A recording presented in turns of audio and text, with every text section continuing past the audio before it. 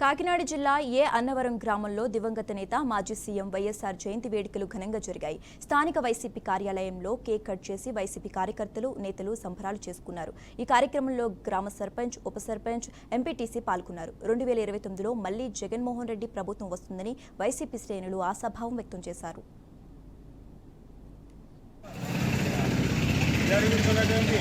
జయంతి కార్యక్రమానికి ఇచ్చేసినటువంటి పెద్దలు, గ్రామ సర్పంచ్ గారు, అలాగే నాయకులందరికీ కూడా హృదయపూర్వక ధన్యవాదాలు తెలియజేస్తూ,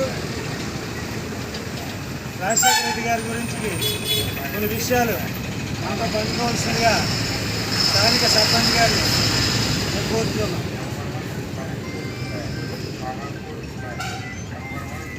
అన్నవరంలోని ముఖ్యమంత్రిగా రాజశేఖర రెడ్డి గారు అయిన తర్వాత ఒక సంక్షేమ ఆంధ్రప్రదేశ్, ఒక హరిత ఆంధ్రప్రదేశ్ని సృష్టించినటువంటి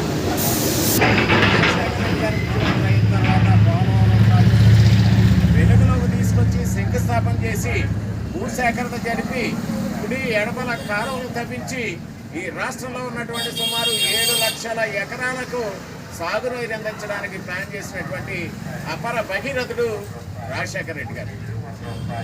ఈరోజు రాజశేఖర రెడ్డి గారు వేసినటువంటి బాటలోనే అన్ని ప్రభుత్వాలు పోలవరం ప్రాజెక్టును కంప్లీట్ చేయాలనేటటువంటి ఉద్దేశంతో ఉన్నారంటే దానికి బాట వేసినటువంటి రాజశేఖర రెడ్డి గారిని మనం ఎంతో గుర్తుపెట్టుకోవాల్సినటువంటి అవసరం.